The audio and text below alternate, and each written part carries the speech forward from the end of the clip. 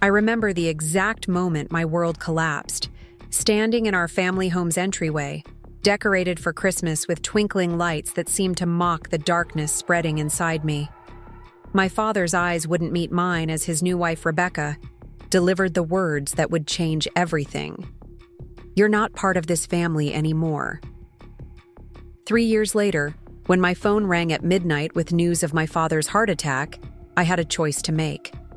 The truth that emerged in that hospital room would challenge everything I thought I knew about family, forgiveness, and finding my own path.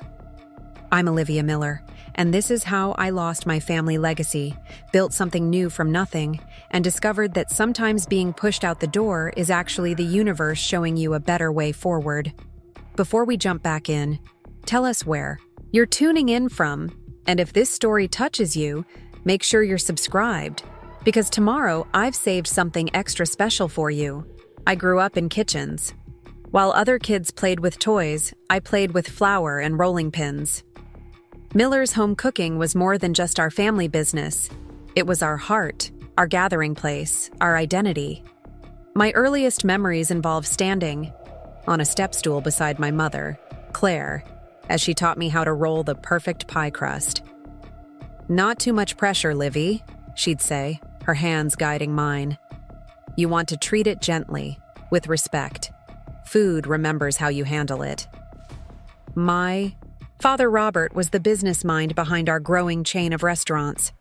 Mom created recipes that made people feel like they were sitting at their grandmother's table, and Dad figured out how to turn that feeling into a thriving business without losing the authenticity.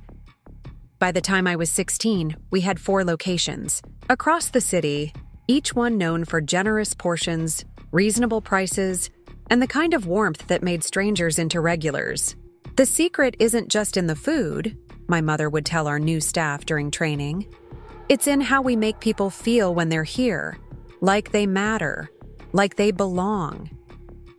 When I announced my plan to study business management in college, my parents were thrilled. "The perfect combination," Dad said proudly. "Your mother's intuition about what people want, and my head for numbers." It seemed like my path was beautifully laid out. I would bring fresh ideas to the family business while honoring what made it special. Then came my junior year of college when Mom started forgetting things. Small things at first, where she'd put her keys, appointments she'd made. We joked about it, called it kitchen brain from working too hard. By the time doctors diagnosed the aggressive cancer that had already spread to her brain, it was too late for anything but palliative care. She was gone within 6 months. Dad and I clung to each other and to the restaurants.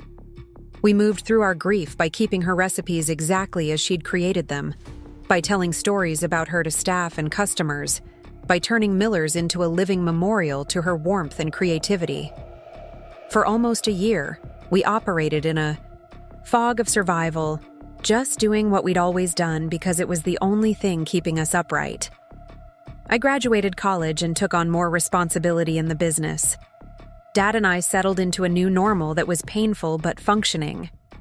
I moved into a small but charming apartment near our flagship restaurant, and we had Sunday dinners together every week, often trying to recreate Mom's special recipes.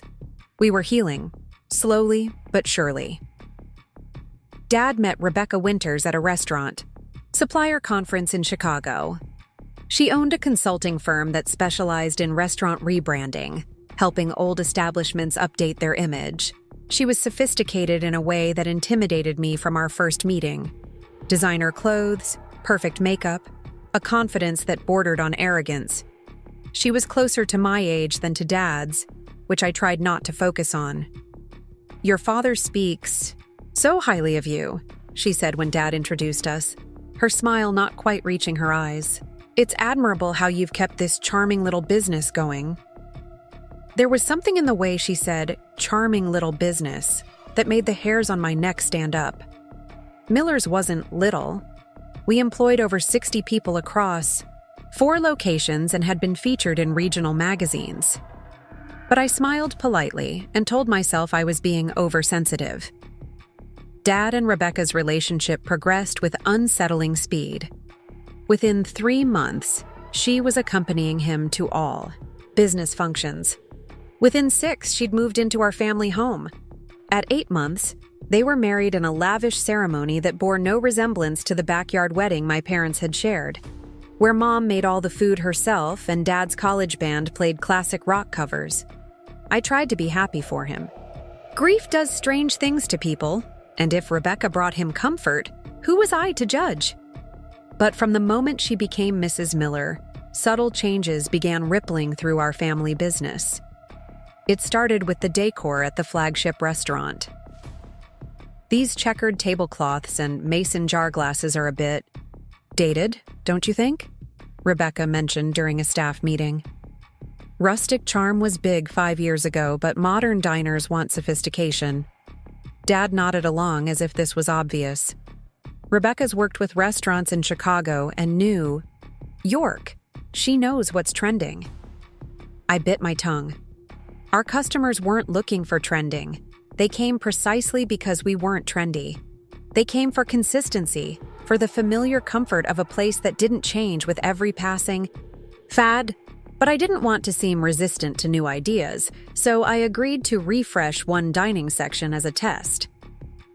$10,000 later, our cozy corner with the comfortable booths had been transformed into a sleek, minimalist space with backless stools and tables so small you could barely fit 2 plates on them. Our regular customers asked to be seated elsewhere. The younger clientele Rebecca had promised would flock to the new aesthetic never materialized. It takes time, she assured Dad when I presented the numbers showing a 30% decrease in reservations for that section. People resist change. We need to commit fully, not do half measures. Somehow this led to renovation plans for all 4 locations. The menu was next. Rebecca brought in a consultant chef who added items like deconstructed, pot pie, and mac and cheese foam. Prices doubled. Portion sizes shrank. Our loyal servers began reporting customer complaints. Mrs. Miller always believed in generous portions, said Doris, our longest-serving waitress. These new plates look pretty, but folks are leaving hungry. Dining is evolving, Rebecca replied dismissively. People eat with their eyes first. They want experiences, not just food. Dad, who had once scrutinized every expenditure and menu change with meticulous care, now deferred to Rebecca on everything. When I tried to show him customer feedback forms or declining reservation numbers, he waved them away. Give it time. Olivia. Rebecca knows what she's doing. This is her area of expertise. The changes accelerated. Rebecca hired a social media team to reposition Miller's as a modern dining destination. The warm photos of our family and long-term staff disappeared from our website, replaced with artfully lit close-ups of tiny food portions. Our tagline changed from "Where everyone's family" to "Redefining comfort." I tried reasoning with Dad. Privately. Mom built this business on making people feel at home. These changes are alienating the customers who've supported us for years. Your mother would have understood the need to evolve, he said, though I knew this wasn't true. Mom had resisted every pressure to make Miller's anything but authentic. Rebecca says we're attracting a more upscale clientele. But we're not. Have you actually looked at the books lately? Revenue is down 25% across all locations. Initial dips are expected during rebranding, he recited, clearly repeating Rebecca's words. The high-end market is more profitable in the long run. The final straw came at the annual Christmas party, always held at our family home. Since I was a child, this had been a warm gathering of staff, regular customers who'd become friends, and family. Mom's handmade decorations would come out of careful storage, and she'd spend days baking everyone's favorite cookies. This year, the guest list included none of our long-term staff or customers. Instead, Rebecca had invited food critics, social media influencers, and restaurant industry people, none of whom had any connection to Miller's history or values. The house had been transformed into something unrecognizable, with stark white and silver decorations replacing the colorful, mismatched ornaments that told our family's story. I discovered the boxes of Mom's decorations in the garage, labeled for donation. Something in me broke. I carried one of the boxes inside, finding Dad and Rebecca mingling with their new industry friends in the living room. Dad, did you know? Mom's Christmas ornaments are in the garage marked for Goodwill? The ones she collected our entire lives? The ones she made with me when I was little? Rebecca stepped in before he could answer. We discussed this, Robert. A clean break from the past. Those crafty decorations don't fit our home's new aesthetic. Our home? I repeated, unable to hide my hurt and anger. This was Mom's home. She chose every paint color, every piece of furniture with such care. And now it's outdated, Rebecca said coolly. Just like those family-style restaurants you're so determined to preserve in amber. The restaurants are struggling because you've stripped away everything that made them special. I was aware of conversations stopping around us, of eyes turning our way. Preparing and narrating this story took us a lot of time, so if you are enjoying it, subscribe to our channel. It means a lot to us. Now back to the story. But couldn't stop myself. We've lost half our regular customers. Miguel is threatening to quit because you won't let him cook Mom's recipes anymore. This isn't evolution. It's erasure. Rebecca's perfect composure slipped just for a moment. Maybe the problem isn't the changes, Olivia. Maybe it's you.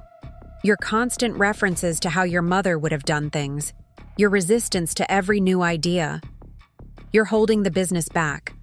Holding your father back from moving on with his life. Is that how you feel, Dad? I turned to him, hoping, believing, he would defend me. Instead, he looked uncomfortable, glancing at the watching guests. Let's not do this now, Olivia. We can discuss business concerns at the office. This isn't about business. This is about our family, our legacy. Everything Mom worked for is disappearing. Rebecca stepped closer, lowering her voice, but not her intensity. Let me be very clear. Your mother is gone. This is our home now, our business to run as we see fit. If you can't accept that things change, then perhaps you should step away until you can be more supportive. I looked to my father, waiting for him to object, to stand up for me, to recognize the cruelty in her words. He just looked away, silent. Dad? My voice cracked. I think Rebecca's right, he finally said, still not meeting my eyes. You've been resistant to every change we've tried to implement. Maybe some distance would be good. We can discuss a buyout of your shares after the holidays. The room seemed to tilt around me. A buyout? You want to push me out of our family business? Not push you out, Rebecca said smoothly, regaining her public composure.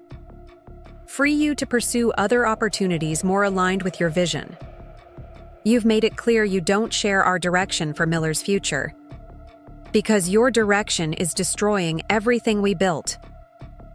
I looked around the room at the strangers watching this family drama unfold, at the house I no longer recognized, at my father who couldn't even look me in the eye.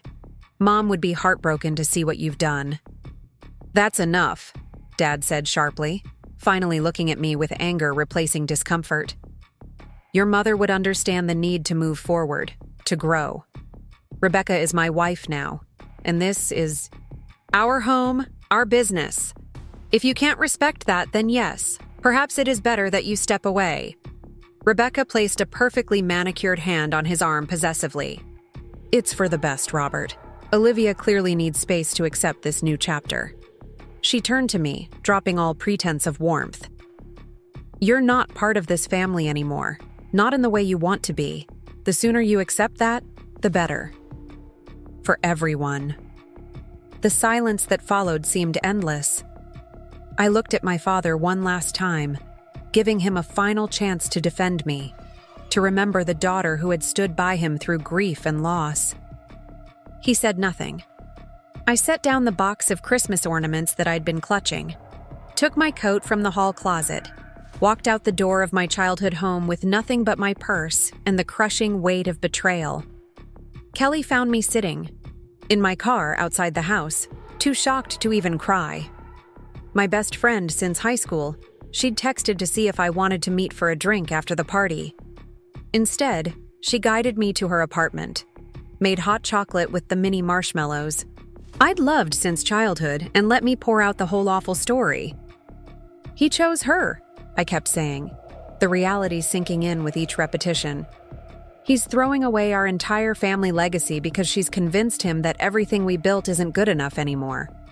Kelly let me crash in her spare room that night, and for several nights after as I cycled through shock, grief, rage, and back again. I signed the buyout papers in January, sitting across from Dad and Rebecca in the office that once been my mother's. Rebecca had redecorated it too, all evidence of Mom's warm, slightly cluttered creative space erased and replaced with stark, impersonal efficiency. The terms were fair financially. I couldn't complain about the money, but as Dad slid the papers across to me with business-like detachment, as if we were concluding any ordinary transaction, I realized I'd lost more than my place in the business. I'd lost my father, too.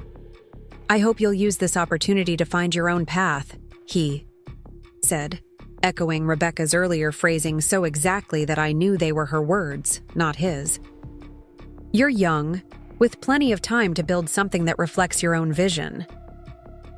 My vision was to continue what you and Mom created together, I said quietly. To honor her memory by keeping her recipes, her warmth, her welcome alive in the restaurants. Sometimes holding too tightly to the past prevents us from embracing the future, Rebecca interjected, her tone suggesting she was sharing profound wisdom rather than a greeting card platitude. I signed my name on the last page and stood up, suddenly eager to be anywhere else. Goodbye, Dad. He seemed startled by the finality in my voice. For just a moment, something flickered in his eyes. Regret, uncertainty, a glimpse of the father I'd known before grief and Rebecca had transformed him. Then it was gone, replaced by the polite, distant expression he'd worn since the Christmas party confrontation. Take care of yourself, Olivia. I spent the next 2 weeks in a fog, sleeping, late in my apartment, ignoring calls from concerned friends, scrolling through old photos of happier times in the restaurants. I drove past the locations sometimes, noting the emptier parking lots, the new signage that had replaced our familiar logo with something sleek and forgettable. The money from the buyout sat in my account, substantial but carrying the bitter taste of severance from everything I'd thought would define my life. I'd always expected to spend my career growing the business my parents had built, honoring their legacy while bringing my own ideas to the table. Now, what was I supposed to do? Depression settled over me like a heavy blanket. I stopped going out, ordered delivery instead of cooking, ignored the business journals I'd once read cover to cover. Even food, always my connection to Mom, to happy memories, lost its appeal. I picked at bland takeout while watching mindless TV, trying not to think about the recipes being changed at Miller's, the loyal customers being driven away, the family photos being removed from walls. Kelly finally intervened after finding me, in the same sweatpants I'd been wearing for 3 days, surrounded by delivery containers, staring blankly at a reality show I wasn't really watching. Okay, that's enough, she announced, opening my curtains to let in the February sunlight. Shower, now. We're going to lunch. I'm not hungry. Olivia Miller not hungry? Now I know the world's ending. Her attempt at humor fell flat, but her concern penetrated my fog. Look, I get that you're devastated. What your dad and Rebecca did was awful. But you can't just disappear from your own life. What life? I gestured around my apartment. Everything I've worked for, trained for, cared about, it's gone. They took it. Kelly sat beside me on the couch, her expression softening. They took the restaurants, Liv. They didn't take your knowledge, your experience, your passion for creating spaces where people feel welcome. They didn't take the generations of customers who love your mom's recipes. They didn't take you. Something in her words broke through the protective numbness I'd wrapped around myself. I started to cry. Really cry. For the first time since the night of the Christmas party. Kelly held me while years of grief poured out. Grief for my mother. For the father who'd abandoned our shared vision. For the family legacy being dismantled piece by piece. When the storm subsided, Kelly handed me a tissue. Shower, clothes, lunch, non-negotiable. She took me to Rosie's Diner, a local institution, nothing like Miller's, but sharing the same commitment to unpretentious, satisfying food. The owner, Rosie herself, had been a friend of my mother's. She spotted me the moment we walked in and hurried over. "Olivia Miller, where have you been hiding, honey? I haven't seen you in months." Her exuberant welcome faltered as she registered my red-rimmed eyes and too-thin frame. "Oh, sweetheart, I heard about what happened with the restaurants. Your mama would be turning in her grave, seeing what they're doing to her recipes." The blunt acknowledgement was oddly comforting after weeks of nursing my pain in isolation. "They've completely changed everything. It's like they're trying to erase her completely." Rosie made a disapproving noise. "Well, they can change the decor and the menus, but they can't change people's memories. Folks still talk about your mama's cooking, you know. Just last week, I had customers in here asking if I knew anywhere they could get a proper chicken pot. Pie like Claire Miller used to make, now that her restaurants serve those tiny portions at twice the price." She seated us in a quiet corner booth, brought us coffee without asking, and promised to make me her special pecan waffles. "Put some meat back on those bones, honey." As we settled in, Kelly fixed me with a determined look. "You need to stop thinking about what you've lost and start thinking about what you could build." "What are you talking about?" "You have a business degree, experience managing restaurants, a buyout that gives you startup capital. And apparently," she gestured toward Rosie, now telling another table about Claire Miller's legendary pot pie. "A community of people who miss what your family restaurants used to offer." I shook my head. "I can't compete with Miller's. Even with their mistakes, they have established locations, brand recognition." "Who said anything about competing? There's more than one way to honor your mom's legacy." Kelly leaned forward, suddenly intense. "What did people love most about the original Millers?" "The warmth, the feeling that they mattered, the way Mom remembered everyone's names, their kids, their favorite dishes. The reasonable prices that meant families could eat together without breaking the bank," I said automatically, the values I'd grown up with still deeply ingrained. "So what if you created something new that captured that spirit? Not another Miller's, but something that fills the void they've left by going upscale?" For the first time since the Christmas party confrontation, I felt a flicker of something other than despair. "What are you suggesting?" "I don't know exactly. That's for you to figure out. But I know that hiding in your apartment isn't the answer." She reached across the table and squeezed my hand. "Your mom didn't raise you to give up. She raised you to feed people, body and soul." Rosie returned with a plate of pecan waffles drowning in butter and syrup, comfort food in its purest form. "Eat up, honey. Whatever you're planning, you'll need your strength." I looked up, surprised. "I'm not planning anything." She gave me a knowing smile. "Not yet, but I recognize that look coming into your eyes. It's the same one your mama got, when she was cooking up a new idea. Miller women don't stay down for long." That afternoon, for the first time in weeks, I cleaned my apartment, took a proper shower, put away the sweatpants, opened my laptop and created a new document. At the top, I typed, "The community table, initial thoughts." I didn't have a clear vision yet, just fragments of ideas, questions, possibilities.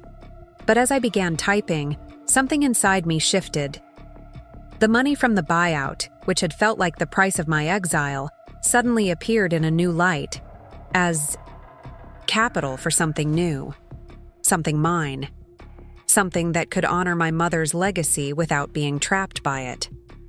I worked through the night, researching neighborhoods, commercial rental prices, food costs. By morning, I had the bones of a concept: a cafe and community space that would prioritize affordability and welcome, with flexible areas for community events, cooking classes, and family gatherings. Not trying to recreate Miller's, but building on the values that had made it special before Rebecca's upgrades drove away its heart and soul. When Kelly called to check on me the next day, the change in my voice was so dramatic she asked if I'd started dating someone new. I laughed, actually laughed for the first time in months. Not exactly, but I think I might be starting a new relationship with myself, with who I am outside of Miller's. "Tell me everything," she demanded. So I did.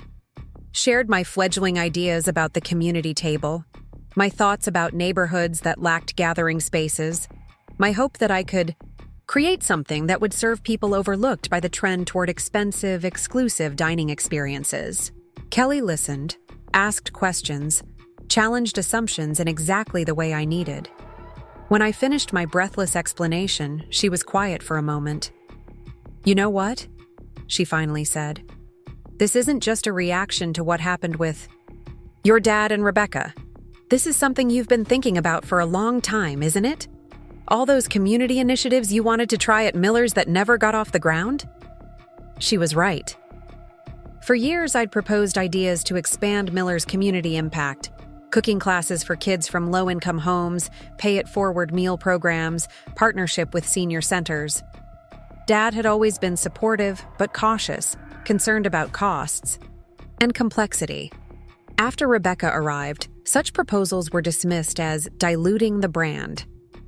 "I guess I have been thinking about this," I admitted. "Not as a separate business, but as an extension of what Mom always believed about food bringing people together." "So Rebecca did you a favor," Kelly said with satisfaction. "She pushed you out of the nest. Now you get to build your own exactly the way you want it." It was too soon for me to see it quite that positively. The wound of my father's betrayal was still raw, the loss of my place in the family business still painful.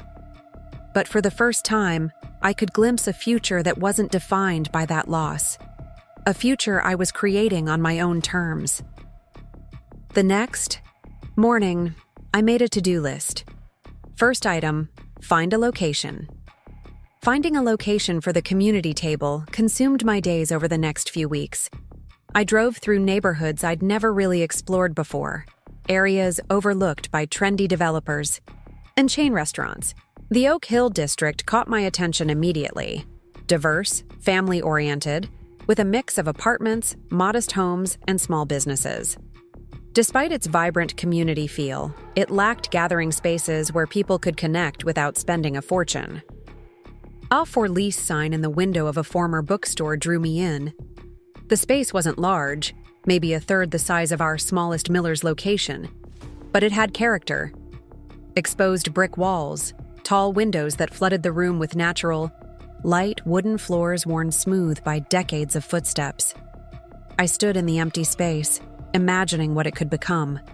Not a replica of Miller's, but something new that carried forward its spirit of welcome. The building's owner, Mr. Patel, arrived to show me around. He'd operated the Indian grocery store next door for 20 years and bought the building when the previous landlord threatened to triple the rent. "Too many businesses being pushed, out by high rents," he explained, shaking his head.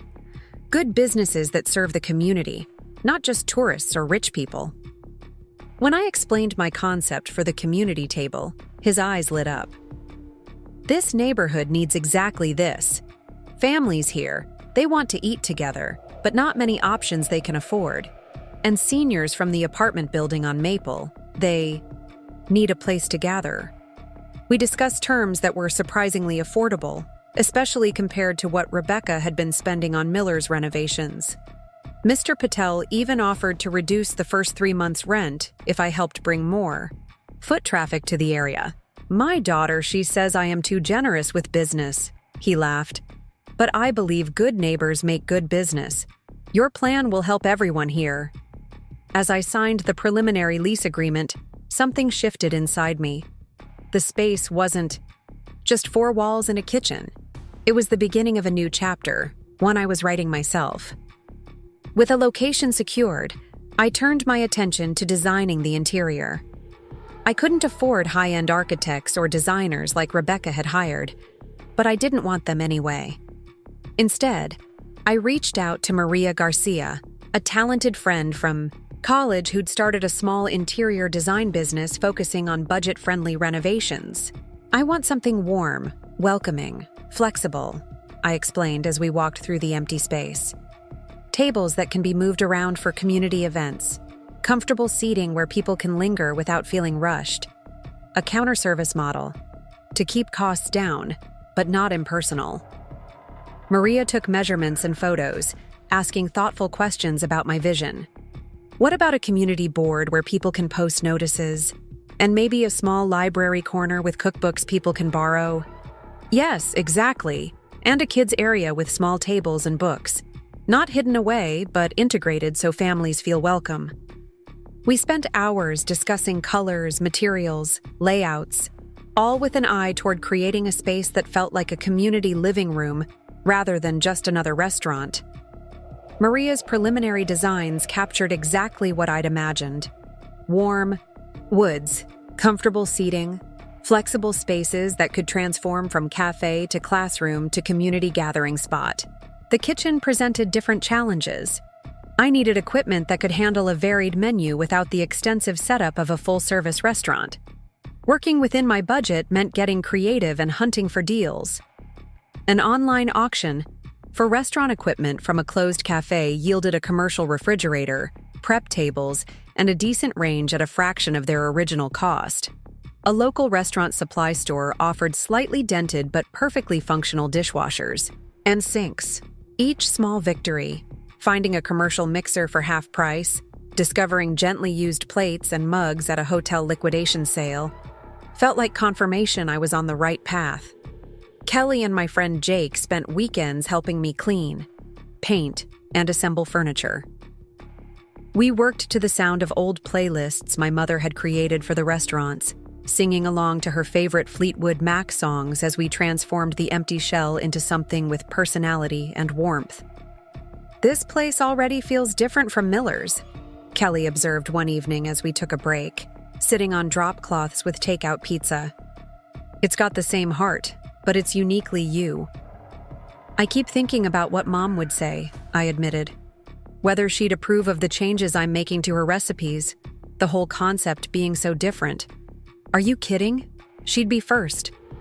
"In line to volunteer for your community cooking classes," Kelly insisted. "Your mom wasn't precious about following rules. She cared about making people feel welcome. That's exactly what you're doing, just in your own way." As the physical space took shape, I focused on developing the menu.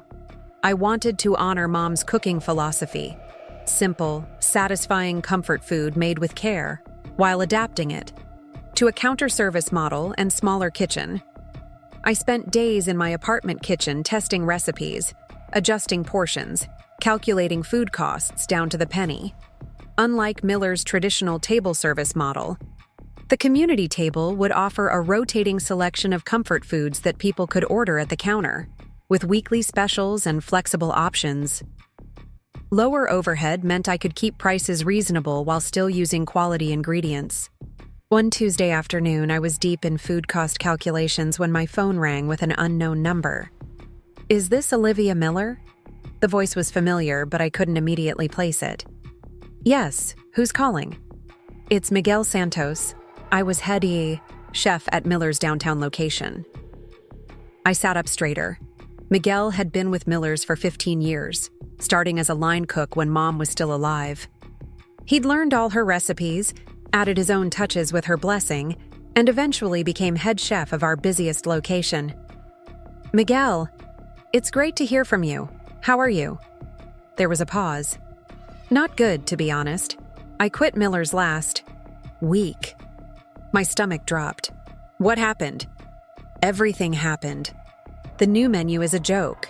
tiny portions of pretentious food that costs 3 times more to produce and doesn't even taste good. When I tried to keep some of your mother's classic dishes, Mrs. Miller accused me of being resistant to innovation. The frustration in his voice was palpable. The final straw was when she brought in some hotshot chef from New York to modernize our techniques. The guy had never worked in a family restaurant in his life. I didn't know what to say. Miguel had been loyal to our family for years.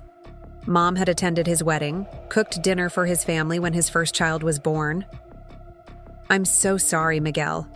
That must have been terrible. It was, but that's not why I'm calling. He took a deep breath. Word is spreading about your new place. Doris mentioned you're doing something different, something more like what Miller's used to be. The community table, I said, surprised that news had traveled so quickly. It's smaller, counter service instead of table service, but yes, focusing on real food that brings people together, not Instagram-worthy tiny plates. I want in, Miguel said simply. I've got 20 years of experience. I know all your mother's recipes by heart, and I'm currently unemployed. Tell me you need a chef. I hesitated. My business plan hadn't included hiring a head chef right away. I'd planned to handle most of the cooking myself initially, maybe with a part-time helper. Miguel's salary at Miller's had been substantial, reflecting his experience and responsibility. Miguel, I'd love to have you, but I have to be honest. This is a startup with limited funding. I can't match what Miller's paid you. He laughed. I'm not asking you to. I've got some savings, and my wife just got promoted at the hospital. I don't need Miller's salary. What I need is to cook food that makes people happy again. Food with soul. I need to work somewhere that values what your mother taught me. Tears welled in my eyes. In that case, I'd be honored to have you join the community table. When can I see the kitchen? The next day, Miguel toured the still unfinished space. Instead of criticism about the modest setup, he immediately began suggesting ways to maximize efficiency, how to arrange equipment for better workflow, which recipes would translate best to the smaller kitchen. We'll need to simplify some things, batch prepare components we can use in multiple dishes, he mused, already envisioning the operation. Your mother's beef stew can become a base for pot pie, pasta topping, and sandwich filling. Smart cross-utilization saves money and reduces waste. His enthusiasm was contagious. As we sat at one of the newly assembled tables discussing menu possibilities, my phone rang again. It was Doris, Miller's longest-serving waitress. Olivia, it's Doris Johnson. Miguel gave me your number. Is it true you're opening your own place? By the end of the week, I'd spoken with 5 former Miller's employees, all of whom had either quit or been let go as Rebecca's changes alienated both staff and customers. Each one expressed interest in joining the community table in some capacity. I can't hire everyone right away, I explained to Miguel as we finalized kitchen plans. The budget just won't stretch that far. So we start small and grow, he said confidently. Besides, some of them are willing to work part-time just to be part of something good again. Doris is collecting Social Security now. She doesn't need full-time hours, just wants to stay connected. A week before our planned soft opening, I received another unexpected call, this time from Tom Bennett, who'd supplied produce to Miller's for 20 years before Rebecca switched to a national distributor. Heard you're opening a place that respects good ingredients, he said without preamble. Interested in local produce at better prices than you'll get from the big companies? Absolutely. But my budget is tight for the first few months, I explained. Let's work something out, Tom suggested. I've got flexibility with a small operation like yours, and frankly, I'd like to see someone from the Miller family succeed after what's happening with the original restaurants. What do you mean? What's happening? Tom hesitated. You haven't heard? They've closed the East Side location. Rumor is the others aren't far behind. Customer numbers keep dropping. And the high-end clientele they're trying to attract already has favorite spots in trendier neighborhoods. After hanging up, I sat quietly for a long moment. The East Side location had been Miller's second restaurant, opened when I was just 8 years old. Mom had let me help design the children's menu. The thought of it being closed, empty, its staff unemployed, it hurt more than I expected. I called Dad impulsively, wanting to hear his perspective on the closure, maybe offer whatever support I could despite our estrangement. The call went straight to voicemail. I didn't leave a message. The final days before opening passed in a blur of activity.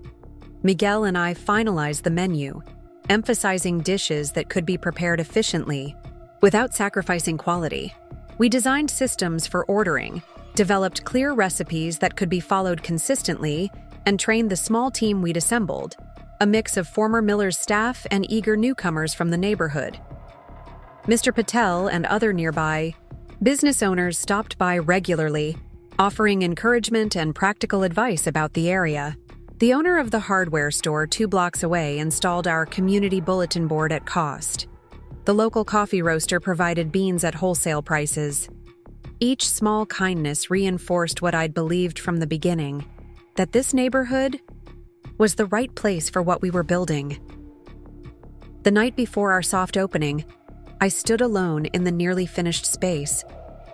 The community table didn't have Miller's polished look or extensive menu, but it had something more important, a clear purpose and a genuine spirit. Tables of different sizes were arranged to encourage both private meals and community connections. The walls featured work from local artists, available for purchase with all proceeds going to the creators. A small but well-equipped play area waited for children to discover it. In the kitchen, everything was prepped for morning. Miguel had organized systems with military precision, ensuring we could handle the workflow even with a small team. The menu board listed simple but hearty offerings: daily soups, sandwiches on house-made bread, Mom's famous pot pie adapted for counter service, and cookies made from her treasured recipes. I touched the small framed photo I'd hung near the register. Mom in her kitchen, flower on her cheek, smiling as she taught a cooking class for neighborhood kids, not hidden away like a shrine, but present as inspiration for what we were creating. "I hope I'm doing right by you," I whispered. We opened with zero fanfare the next morning, just unlocked the doors at 7 a.m. and waited to see if anyone would come. For the first hour, the only customers were Mr. Patel and 2 curious neighbors. But by lunchtime, word had somehow spread. The small space filled with a mix of office workers from nearby businesses, seniors from the apartment complex down the street, and young parents with children in tow. Doris, working the counter part-time, greeted everyone with the same warmth she'd shown at Miller's for decades. Miguel moved with practiced efficiency in the kitchen, turning out simple, satisfying food that visibly delighted those who ordered. This tastes like Miller's used to," one elderly gentleman commented, savoring a bowl of chicken soup. "Before all those fancy changes." By mid-afternoon, we'd served over 50 customers. Not record-breaking, but far more than I'd expected for a first day with no advertising. More importantly, people lingered, chatted with strangers at neighboring tables, asked about future events. A young mother inquired about birthday party possibilities.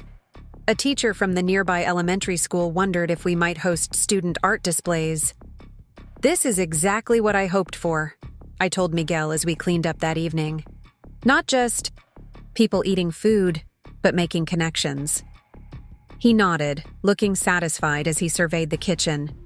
"Your mother would be proud. This place has heart." The first month exceeded all my cautious projections. Word of mouth brought a steady stream of customers, many of them former Miller's regulars who'd been alienated by Rebecca's changes. Operating costs were lower than anticipated thanks to efficient systems and community support. We weren't getting rich, but we were covering expenses and building something sustainable.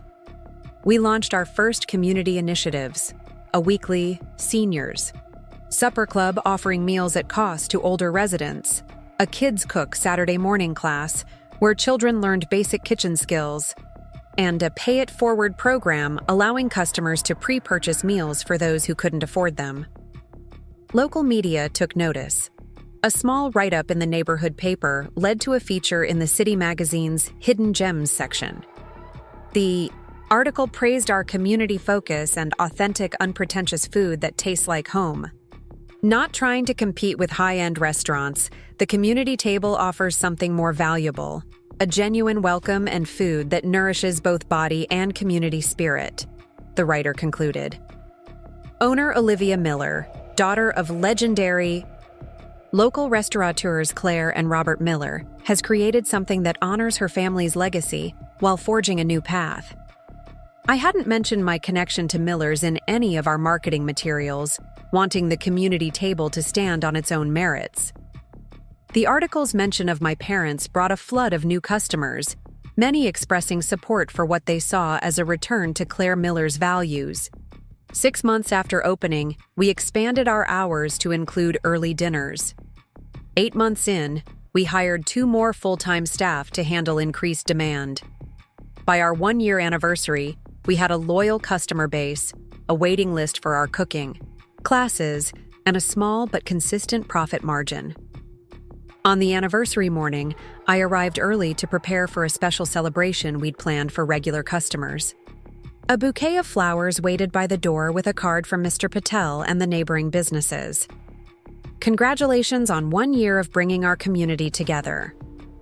Inside, I found another surprise: a gift-wrapped package on my desk with a note from Miguel and the staff. It contained a beautifully framed collage of photos from our first year. Customers gathered around tables, children proudly displaying cookies they'd baked, seniors chatting at our weekly supper club, staff members laughing together during quiet moments. To Olivia, the card read, who created not just a cafe but a family. Thank you for building a place where everyone belongs. Tears pricked my eyes as I hung the collage on the wall beside Mom's photo. The community table wasn't just surviving. It was thriving in exactly the way I'd hoped, as a gathering place that nourished both bodies and relationships. The celebration that evening brought together the diverse community that had embraced us. Families with young children, seniors from the nearby apartments, small business owners, teachers from local schools. As I looked around at the lively, chattering crowd enjoying Miguel's special anniversary menu, I felt a sense of accomplishment deeper than anything I'd experienced at Miller's. This wasn't just a business, it was a purpose. Not just serving food, but creating connection. The path here had been painful, but standing in this warm, welcoming space that we'd built from nothing, I couldn't regret the journey. The next morning, still riding the high of our successful anniversary celebration, I stopped at the local farmers market to pick up supplies for the cafe. Tom Bennett waved me over to his produce stand, where he was arranging vibrant summer vegetables. "Congratulations on your anniversary," he said warmly. "Heard the celebration was a great success." "It was wonderful," I agreed, selecting tomatoes for the day's soup. "We had a full house all evening." Tom hesitated, then lowered his voice. "Have you heard the latest about Miller's?" My stomach tightened. Despite everything, I still cared about the restaurants my parents had built. "What's happened?" "They've closed the downtown location. Only the original restaurant is still operating, and word is it's struggling badly." I tried to process this news. The downtown Miller's had been their flagship, the largest and once most profitable location. Dad had poured his heart into its opening, working 16-hour days for months to ensure its success. That's terrible," I managed. "All those employees, most have already found other positions," Tom assured me. "In fact, your Miguel has hired a couple for your kitchen, I hear." I nodded, making a mental note to check with Miguel about the new hires. "Any word on why they're struggling so badly? Is it still the changes Rebecca implemented?" Tom arranged bell peppers while considering his response. "Partly that. The high-end concept just never caught on in neighborhoods where Miller's had been a family tradition. But there's more to it. He glanced around, then continued quietly. Robert's not been well.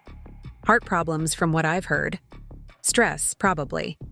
He's had to step back from daily operations, which left Mrs. Miller making all the decisions. My heart seemed to stop. Dad's sick? How bad is it? I don't know details, Tom admitted. Just what I've heard through the industry grapevine, but significant enough that he's not at the restaurant most days anymore. I thanked Tom distractedly, paid for my produce, and walked to my car in a daze. Dad was ill, and I hadn't known. Despite our estrangement, the thought of him suffering alone hit me hard. I sat in my car, phone in hand, debating whether to call him directly. Pride and hurt warred with concern. What if he didn't want to hear from me? What if Rebecca intercepted the call? What if he was really seriously ill, and I waited too long to reach out? In the end, I compromised. I called Linda, the longtime office manager at Miller's who had always been kind to me. She answered on the third ring. Miller's Restaurant, how can I help you? Linda? It's Olivia. Olivia! Her voice warmed immediately. Oh, honey, it's so good to hear from you. I've been following your success with the community table. That write-up in City Magazine was just wonderful. Thank you, Linda. It's been quite a journey. I hesitated. I'm actually calling because I heard Dad hasn't been well. Is that true? The pause that followed confirmed it before she spoke. Yes, I'm afraid so. He had some minor cardiac issues about 6 months ago. Nothing critical, but enough to scare everyone. The doctor ordered him to reduce stress, work fewer hours. But Miller's has always been stressful, especially with the financial problems I've been hearing about. Linda sighed. That's just it. He can't step away completely because things keep getting worse. The business model just isn't working, and the changes have alienated so many loyal customers. But he won't acknowledge that the rebrand was a mistake. And Rebecca? Still pushing forward with her vision, insisting they just need to get through this adjustment period. There was a barely concealed note of disapproval in Linda's typically professional tone. Between us, Olivia, I don't think Miller's will survive another 6 months without major changes. I thanked Linda for the information, asked her to keep our conversation private, and promised to stay in touch. As I drove to the community table, my mind raced with conflicting emotions. Dad had made his choice when he pushed me out of the business, out of the family, at Rebecca's urging. His current troubles were a direct result of those choices. And yet, he was still my father. The man who taught me to ride a bike, who helped me with math homework at the kitchen table, who had been my rock during Mom's illness. The idea of him facing health problems and business failure without support from his only child didn't sit right, regardless of our past. I arrived at the cafe to find Miguel training 2 new kitchen staff, former Miller's employees, as Tom had mentioned. They greeted me warmly, expressing gratitude for the opportunity. Miller's downtown closing was devastating, one of them told me. We had no warning, just came to work one day to find the doors locked and a notice posted. But Miguel said you're expanding, the other added hopefully. That you might need experienced staff. I looked at Miguel questioningly. We had discussed potentially expanding our hours further, maybe adding more elaborate dinner options on weekends, but not in detail. I took the liberty of planning for growth, he explained with a smile. The anniversary numbers confirm what I've been seeing. We're ready for the next phase. Later, after the lunch rush, I pulled Miguel aside to discuss my conversation with Linda and the news about Dad's health. I don't know what to do, I admitted. Part of me wants to reach out, offer help somehow. But another part remembers how completely he shut me out, how he stood there silent while Rebecca told me I wasn't family anymore. Miguel considered this while chopping vegetables for tomorrow's soup. "Your father made mistakes," he said finally. "Big ones. But having worked with him for 15 years, I can tell you this. He loved you. Whatever clouded his judgment during that time with Rebecca, whatever weakness allowed him to choose her over you, it wasn't because he stopped loving his daughter." "That almost makes it worse," I said quietly. "If he loved me, how could he do that? People are complicated. Grief makes them more so." Miguel set down his knife. "When your mother died, something broke in Robert. I watched it happen. He wasn't the same man afterward. Less certain, more vulnerable. Rebecca caught him at his weakest point. I hadn't considered this perspective before. Dad as a victim of his own grief and vulnerability, rather than simply weak or disloyal. "So what would you do?" I asked. Miguel shrugged. "Family is family. In my culture, we believe in second chances, in healing what's broken. But," he added, seeing my expression, "we also believe in respecting ourselves. Whatever you decide must be on your terms, not his or Rebecca's." I thanked him for his insight and retreated to my small office to think. On my desk sat the business, plans for our potential expansion, weekend dinner service, an enlarged kitchen, maybe even cooking classes for adults. The community table was thriving, growing organically in response to neighborhood needs. Meanwhile, Miller's was failing, contracting under the weight of misguided changes and financial strain. The irony wasn't lost on me. Dad and Rebecca had pushed me out, believing I was holding the business back with my outdated commitment to Mom's vision. Now that very vision, adapted and reimagined at the community table, was succeeding while their upscale rebrand collapsed. Part of me, a small, hurt part I wasn't proud of, felt vindicated. But a larger part felt only sadness at the potential, loss of what my parents had built together, and concern for my father's well-being. I reached for my phone to call him, then hesitated. What would I even say after nearly 2 years of silence? How would Rebecca react to my reaching out? Would contact from me add stress rather than relieve it? In the end, I decided to send a Aya. Simple text message. "Heard you've been having health issues. Hope you're taking care of yourself. Olivia." Direct, neutral, an opening without pressure. I hit send before I could overthink it, then turned my attention back to the cafe operations, not expecting an immediate response. The reply came 3 hours later, as I was helping close up for the night. "Thank you for your concern. I'm managing.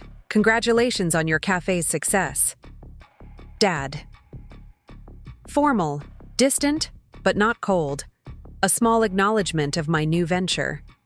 It wasn't much, but it was communication, the first in almost 2 years. I showed the exchange to Kelly when she stopped by later that evening to help me go over expansion plans. "It's something," she said cautiously. "Not exactly warm and fuzzy, but an opening." "I'm not sure what I expected," I admitted, "or even what I want from him at this point." Kelly studied me thoughtfully. "Do you want a relationship with your father again? Separate from Miller's? Separate from the past? Just moving forward?" "I don't know," I answered honestly. "Part of me misses him, the real him, not the person who stood by while Rebecca pushed me out, but I don't know if that person still exists or if he ever will again." "Only one way to find out," Kelly pointed out. "But whatever you decide, remember what you've built here. You don't need his approval anymore, Liv. You've proven yourself." I let her words sink in as we reviewed plans for expanding the community. Tables offerings. She was right. I had created something successful on my own terms. Whatever happened with Dad, I could approach it from a position of strength and self-knowledge, not the desperate need for approval that had characterized our relationship after Mom died. The next morning, I sent another text. "If you'd ever like to see what we're doing at the community table, you'd be welcome anytime. Olivia." The response came faster this time. "I might like that. Thank you." Not a commitment, but not a rejection either. A tentative step toward something. What that something might be, only time would tell. 3 weeks passed with no further communication from Dad. I tried not to dwell on it, focusing instead on the community table's growing success and our expansion plans. Miguel and I had developed a special weekend dinner menu that maintained our commitment to affordability while offering more complex dishes for those who wanted them. The additional revenue stream would help fund our community programs and eventually allow us to hire more staff from the neighborhood. Spring had fully arrived, bringing warmer weather and new energy to Oak Hill. We set up a few outdoor tables on the wide sidewalk in front of the cafe, creating an impromptu patio that quickly became a neighborhood favorite. Mr. Patel reported that foot traffic to his grocery store had increased significantly since we opened, confirming my belief that a rising tide lifts all boats. One particularly beautiful Thursday afternoon, I was helping clear tables during a brief lull when I noticed a familiar silver Tesla parking across the street. My heart skipped as I recognized it, Dad's car. For a moment, I thought I might be mistaken. But then he emerged from the driver's side, alone. He looked thinner than I remembered, his once robust frame slightly diminished. His hair had more gray, and even from a distance, I could see the careful way he moved, like someone protecting an injury. But he was unmistakably my father, standing across from the cafe with an uncertain expression, taking in the outdoor seating area filled with chatting customers, the cheerful signage, the colorful planters. I froze, dishcloth in hand, uncertain what to do. Call out? Pretend I hadn't seen him? Go inside and let him approach on his own terms? Before I could decide, he spotted me. For a long moment, we simply looked at each other across the street, measuring the physical and emotional distance between us. Then he raised a hand in tentative greeting. I returned the gesture and watched as he checked for traffic and crossed toward the cafe. Up close, the changes in him were more apparent, the lines around his eyes deeper, a certain weariness in his posture that hadn't been there before. "Hello, Olivia," he said, his voice carrying the same formal tone as his text messages. "Hi, Dad. Would you like to sit down? Have some coffee or tea?" He nodded, and I led him to a small table near the edge of our sidewalk seating area, away from most of the customers. I signaled to Doris, who was working the counter today. She spotted Dad immediately, her eyes widening in surprise, but she quickly composed herself and brought over 2 cups of coffee. "Good to see you, Mr. Miller," she said with professional warmth, setting down the cups. "Doris, you're working here?" Dad seemed genuinely startled. "Part-time," she confirmed. "Best decision I ever made. Your daughter's built something special." After she left, an awkward silence fell between us. Dad added cream to his coffee with precise movements, stirring longer than necessary. "I'm glad you came," I finally said, breaking the tension. "Your cafe?" He gestured around, taking in the cheerful space, the diverse customers, the comfortable atmosphere. "It's not what I expected." "What did you expect?" He shrugged slightly. "Something. Trying to compete with Miller's, I suppose. A direct challenge." "That was never my intention. The community table is about fulfilling a different need, serving people who want a gathering place that doesn't break the bank." Dad took a sip of his coffee, nodding appreciatively. "It's good coffee. Better than what we serve now, actually." "Local roaster," I explained. "Small batch, but consistent quality." "How are you feeling? I heard you've had some health issues." A shadow crossed his face. "Nothing serious. Minor heart problems, high blood pressure. Doctor says it's stress-related." "Running restaurants is stressful under the best circumstances," I offered neutrally. "Yes." He looked down at his cup. "Especially when they're failing." The blunt admission surprised me. Dad had always been protective of Miller's reputation, reluctant to acknowledge problems even internally. "I heard about the downtown location closing," I said gently. He winced. "News travels fast. We're trying to frame it as a strategic consolidation, but the truth is we couldn't keep the doors open. The original location is barely hanging on." He looked up, meeting my eyes directly for the first time. "Your place seems to be doing well." "We're growing steadily. Nothing flashy but sustainable. We've developed a loyal customer base." "I see that." Dad glanced around at the filled tables, the easy interactions between staff and customers. "You've captured something we've lost. The sense of welcome." The admission seemed to cost him something, a concession that perhaps the changes implemented at Miller's hadn't been wise. I wasn't sure how to respond without sounding smug or vindictive, feelings I genuinely didn't harbor. "Different business models serve different purposes," I said diplomatically. "We're not trying to be a fine dining destination." Dad smiled faintly. "No, you're trying to be what Miller's was originally, a place where people feel at home." He hesitated, then added quietly, "What your mother intended it to be." The mention of Mom created a lump in my throat. We'd barely spoken of her since her death, Dad's grief too raw, and then Rebecca's influence pushing us to move forward rather than remember. "I think about her every day," I admitted. "How she treated customers like extended family, how she valued connection above efficiency." "She would be proud of what you've created here," Dad said, his voice rough with emotion. "I haven't been in the office much lately, but Linda showed me the write-up about the community table in City Magazine. Your community initiatives, the cooking classes, the senior meals program. Claire would have loved all of it." The conversation paused as Miguel approached our table, recognition and surprise flickering across his face when he saw my companion. "Mr. Miller," he greeted Dad with reserved politeness. "Good to see you." "Miguel." Dad nodded, looking slightly uncomfortable. "I understand you're running the kitchen here now." "Co-running," Miguel corrected, glancing at me with a smile. "Olivia and I make decisions together. It's a partnership." Dad absorbed this with interest. "That's different from how we structured things at Miller's." "Everything here is different," Miguel agreed. "That's why it works."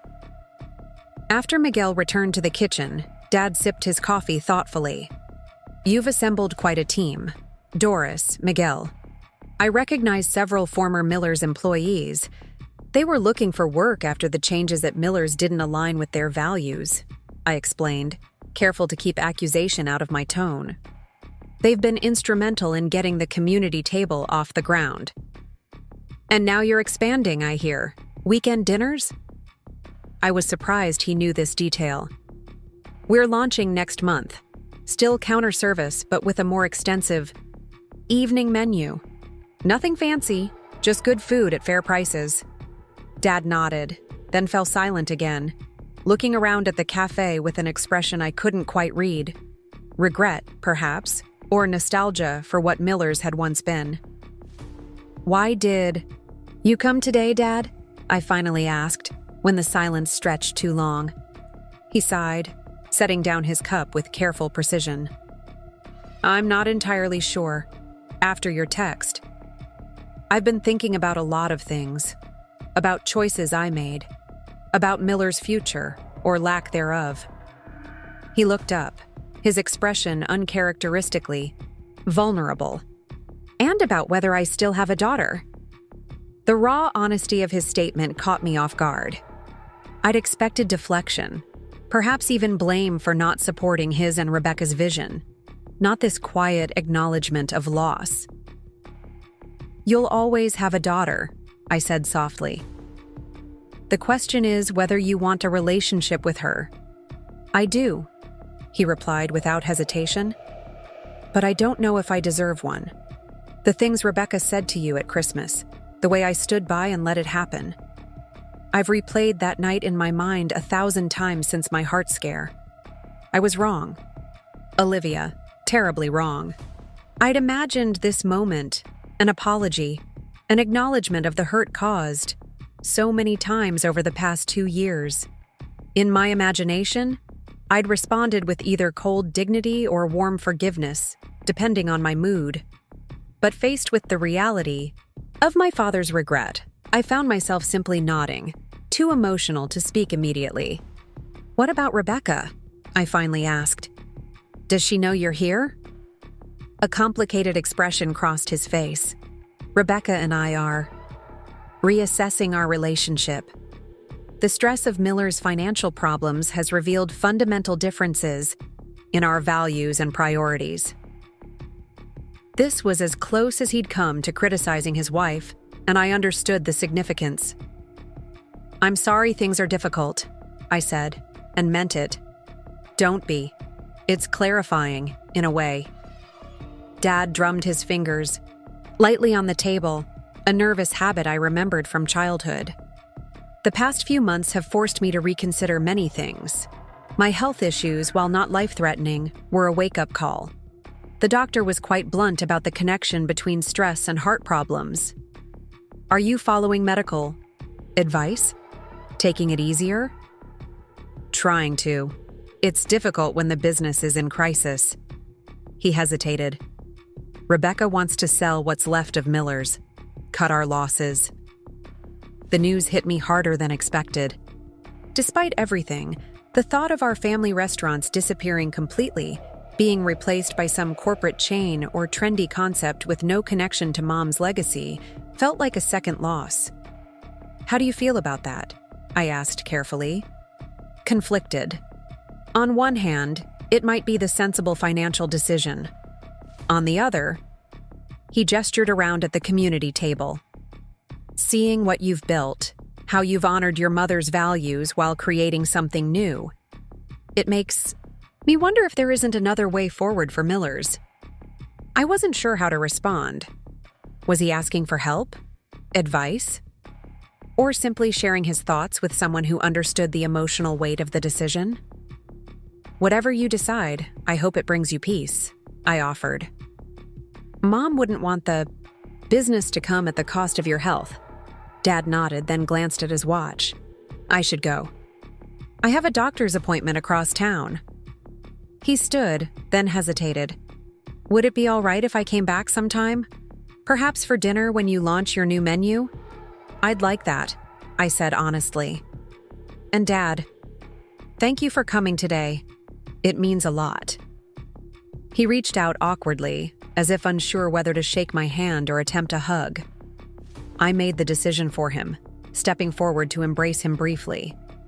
He felt thinner in my arms, more fragile than the strong father I remembered, but his hug was warm and genuine. "Take care of yourself, Olivia," he said as he pulled away. "You've built something remarkable here." I watched him walk back to his car, moving with that careful deliberation I'd noticed earlier. Only when the Tesla pulled away did I realize I was crying, not from sadness, but from the complex mixture of emotions that only family can evoke: relief, tenderness, lingering hurt, and cautious hope. Doris appeared at my side with a fresh cup of coffee. "You okay, honey?" "I think so," I replied, wiping my eyes. It was unexpected.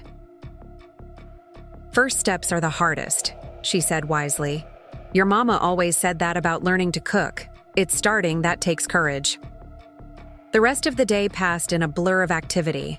The cafe was unusually busy for a Thursday, and several community groups had booked our space for weekend events, requiring careful scheduling and preparation.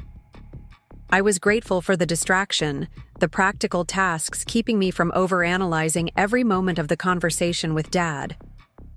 That evening, as I was finalizing the next day's ordering, my phone buzzed with a text message. "Thank you for the coffee and conversation.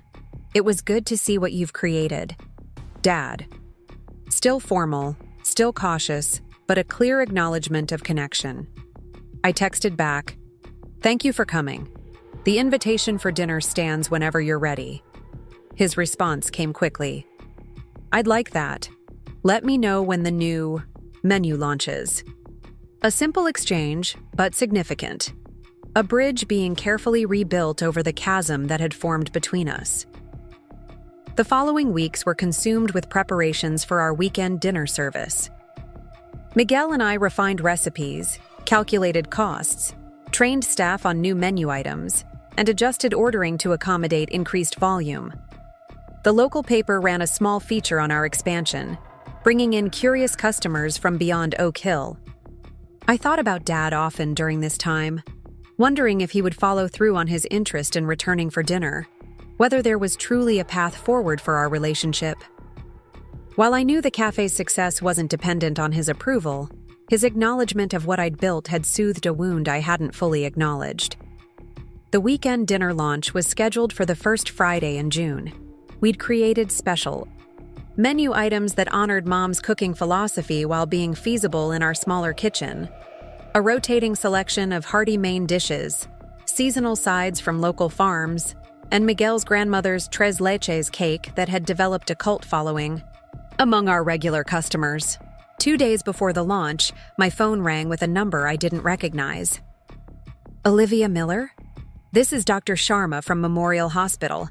I'm calling about your father, Robert Miller. My blood ran cold. What's happened? Is he all right? He's stable now, the doctor said, her voice calm and professional. He suffered what we call a cardiac event early this morning. Not a full heart attack, but serious enough to require hospitalization. He's asked that we contact you. I'll be right there, I said, already reaching for my purse. Which floor? After getting the details, I quickly explained the situation to Miguel, who immediately took charge of the cafe preparations. Go. We've got everything handled here. Your father needs you. The drive to Memorial Hospital took 20 minutes that felt like hours. I tried to prepare myself for what I might find, for the sight of my strong, capable father reduced to a hospital, patient, for the possibility of encountering Rebecca. The cardiac care unit was quiet and dim, monitors beeping softly as nurses moved efficiently between rooms. I was directed to room 432, where I found Dad propped up in bed, an IV in his arm and monitors tracking his heart rate and blood pressure.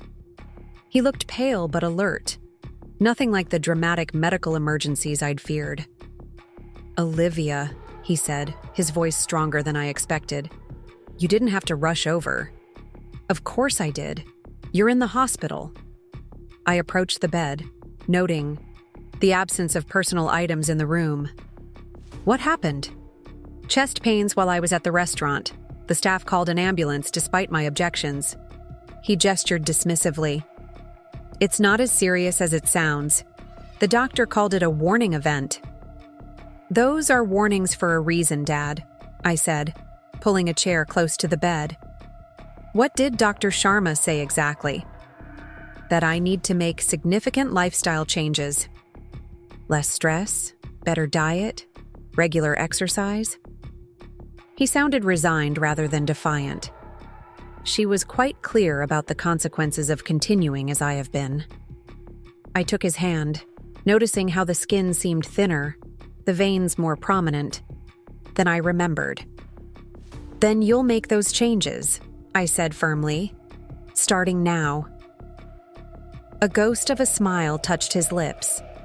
You sound like your mother. She had that same tone when she'd made up her mind about something. It served her well, and it will serve you well now. I looked around the room again. Has Rebecca been here?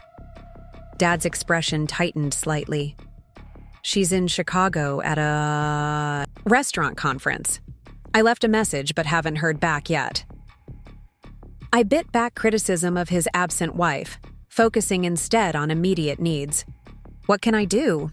What do you need from home? Linda's bringing some things later, he assured me. I shouldn't be here more than a day or two for observation. There's really no need to fuss. It's not fussing to take care of family, I replied. Automatically, then felt awkward as the weight of our estrangement hung between us. Dad squeezed my hand. No, it's not, he agreed quietly. I've missed that. being taken care of, taking care of others, family. He looked away, a muscle working in his jaw. I made a terrible mistake, Olivia. Pushing you away, letting Rebecca dictate terms, changing everything your mother built into something unrecognizable. I've regretted it every day. The confession was everything I'd once longed to hear, but now it filled me with complex emotions, relief but also concern for his fragile state. Let's not talk about that right now. You need to rest and recover. No, I need to say this while I have the clarity this. He gestured at the hospital room. Has given me. I chose wrong. I let grief and Rebecca's influence cloud my judgment. And Miller's is failing because of it. I shifted uncomfortably. Dad, really, this can wait until you're feeling better. It can't.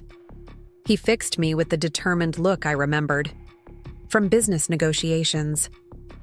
The doctor was blunt. My current lifestyle is killing me. That means changes, important ones. He took a deep breath.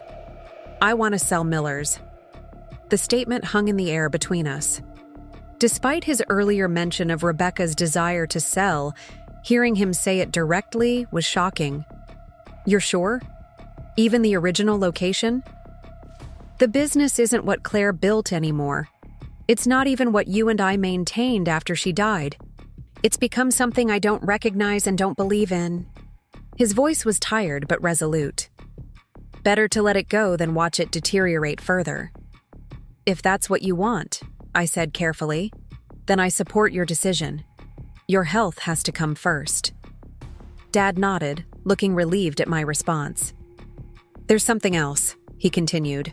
Something I'd like you to consider, though you're under no obligation. He hesitated, then pressed on. I'd like to invest in the community table. I blinked in surprise. What? Not to take over, he clarified quickly. Not to change your vision or direction, but to help fund your expansion, your community programs, to be part of something meaningful again. His eyes held mine, vulnerable yet hopeful. To be part of your life again, if you'll allow it. The proposal was so unexpected that I didn't know how to respond immediately. Part of me was touched by his desire to reconnect, to support what I'd built. Another part was wary of entangling the community table with the complications of our family dynamics. That's a lot to consider, I said finally. And not a decision to make while you're in a hospital bed. Let's focus on getting you healthy first. He nodded, accepting this deferral. Fair enough, but promise you'll think about it? I promise. I squeezed his hand again. Now, tell me what the doctor said about your recovery plan. We spent the next hour discussing his medical situation, the recommended lifestyle changes, and practical matters like follow-up appointments. I found myself slipping back into the role of daughter with surprising ease, the estrangement momentarily bridged by the immediate concerns of health and care. A soft knock at the door interrupted our conversation. A nurse entered, followed by Rebecca. She looked immaculate as always. Designer outfit, perfect makeup, not a hair out of place. But there was something brittle in her expression, a tightness around her eyes that betrayed stress or fatigue. Robert, she said, moving quickly to the bed. I came as soon as I got your message. Why didn't you call me directly instead of leaving a voicemail at the hotel? She stopped short when she noticed me. Olivia, I didn't expect to see you here. The hospital called me, I explained, rising from my chair. Dad put me on his contact list. Rebecca's expression flickered between surprise and something less readable. How considerate of them. I can take over now, she said, her tone making it clear she expected me to leave. I looked to Dad, waiting for his cue. He smiled at me reassuringly. Why don't you go get some coffee? I need to talk with Rebecca briefly, but I'd like you to come back afterward if you can. Of course. I gathered my purse, sensing the tension between them. I'll be in the cafeteria if you need me. As I left the room, I heard Rebecca's tightly controlled voice. "Robert, we need to discuss how we're handling this with the staff and customers. We can't afford another crisis of confidence right now." The hospital cafeteria was nearly empty at mid-afternoon. I bought a mediocre coffee and found a quiet corner table, trying to process everything that had happened. Dad's health scare, his desire to sell Miller's, his surprising offer to invest in the community table. It was a lot to absorb after nearly 2 years of estrangement. I pulled out my phone to text Miguel an update, then hesitated. The situation felt too complex to explain via text. Instead, I simply wrote, "Dad is stable. We'll be at hospital a while longer. Thanks for handling everything at the cafe." His response came quickly. "Take all the time you need. We've got the dinner launch covered if necessary. Family comes first." Family comes first. The phrase that had been our unspoken motto at Miller's during Mom's illness. The value that had guided our decisions for years afterward. The principle that Dad had abandoned when he chose Rebecca over me. Or had he? Perhaps, as Miguel suggested, grief had clouded his judgment, made him vulnerable to influence. I was still pondering this when my phone rang, Linda calling from the restaurant. "Olivia, how's your father? We're all worried sick." "He's stable," I assured her. "They're calling it a warning event rather than a full heart attack. He should be released in a day or two with orders to reduce stress and make lifestyle changes." Linda sighed with relief. "Thank goodness. The staff has been on edge since the ambulance came. Is there anything we can do?" "I think he's covered for now. Rebecca just arrived." "Ah." Linda's tone spoke volumes about her opinion of my stepmother. "Well, please let us know if anything changes. And Olivia? It's good that you're there with him. Whatever's happened between you two, he's talked about your cafe often, you know. Keeps the magazine article about it in his desk drawer." This small revelation touched me unexpectedly. "Thanks for telling me that, Linda. I'll keep you updated on his condition." After hanging up, I sat with my cooling coffee, thinking about what Linda had shared. Dad had kept the article about the community. Table had talked about my new venture. Despite our estrangement, despite Rebecca's influence, he'd maintained that connection, however tenuous. I was startled from my thoughts by Rebecca's arrival in the cafeteria. She spotted me immediately and approached with determined steps, sliding into the chair across from me without invitation. "We need to talk, Olivia." I steeled myself for confrontation. "About Dad's health? About everything." She looked tired up close, the perfect facade showing small cracks around her eyes and mouth. "Your father has just informed me that he intends to sell Miller's. All of it, including the original location." "He mentioned that possibility to me as well," I acknowledged. "He seems to have thought it through." Rebecca's eyes narrowed slightly. "He also mentioned some harebrained idea about investing in your little cafe project." I bristled at her dismissive tone but kept my voice even. "The community table is a successful business, not a little project. And yes, he suggested that possibility, though we haven't discussed any details." "Let me be direct," Rebecca said, leaning forward. "Robert is not thinking clearly right now. He's emotional after this health scare, making impulsive decisions. Miller's can be saved with the right strategy, and involving himself in your competing business would be a conflict of interest." "The community table doesn't compete with Miller's," I pointed out. "We serve different markets with different models. And Dad seems quite clear about his priorities. His health has to come first, which means reducing stress." Rebecca waved this away impatiently. "There are other ways to reduce stress without abandoning everything we've built. And make no mistake, Olivia, we built the current version of Miller's. Your mother's quaint little comfort food concept was lovely for its time, but the restaurant industry has evolved." The condescension in her voice reignited all the hurt and anger I'd felt at the Christmas party confrontation. But I was no longer the wounded daughter desperate for her father's approval. I was a successful business owner who understood both the emotional and practical aspects of the situation. With all due respect, Rebecca, the evolution you pushed resulted in closed locations and financial trouble. The community table is growing because we're meeting actual community needs, not chasing trends. I kept my voice calm, but firm. As for Dad's decisions, they're his to make. If he believes selling Miller's is the right choice for his health and future, I support that. Rebecca's perfectly manicured nails tapped against the table surface. You've always been so certain you know best, haven't you? So convinced your mother's way was the only right way. Her expression softened slightly, showing unexpected vulnerability. Did it ever occur to you that I was trying to save Miller's? That changing with the times was necessary for survival?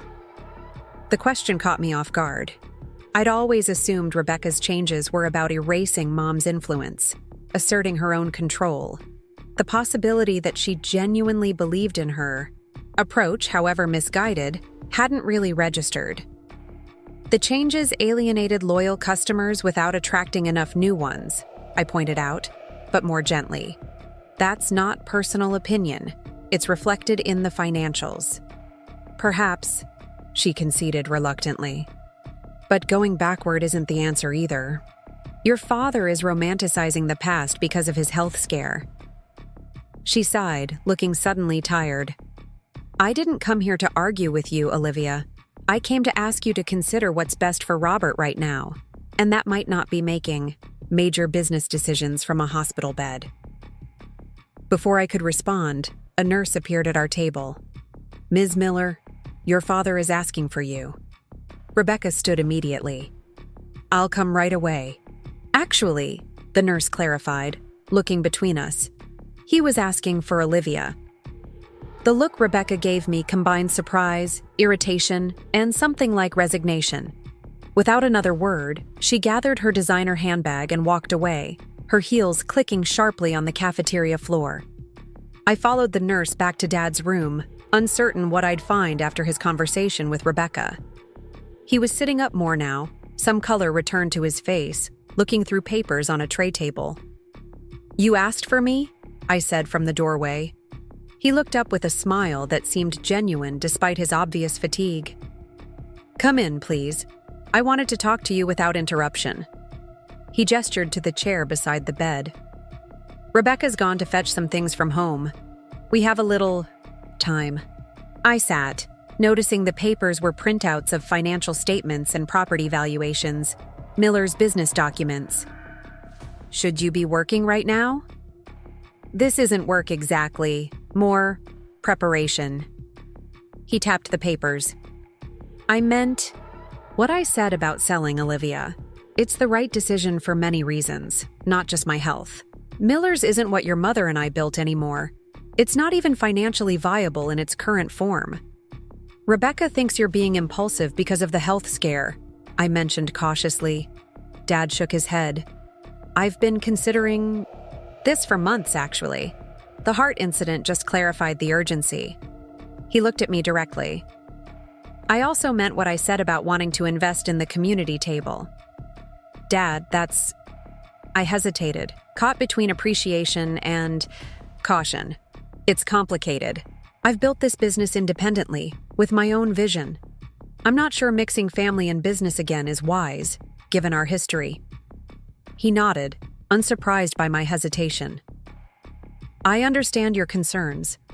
I'm not asking for control or even input, unless you want it. Think of it as a trust investment, a way for me to support what you've created, to help your community programs grow. His voice softened. And yes, a way for me to be part of your life again, but entirely on your terms. The sincerity in his voice was unmistakable. This wasn't the dad who had stood silently while Rebecca told me I wasn't family anymore. This was the father I remembered from before, thoughtful, genuine, wanting the best for me while respecting my independence. I'll think about it, I promised. But right now, you need to focus on getting better. The dinner launch is still 2 days away. We have time to discuss all this when you're recovered. He smiled, looking relieved. The dinner launch. I'd still like to come if that's all right.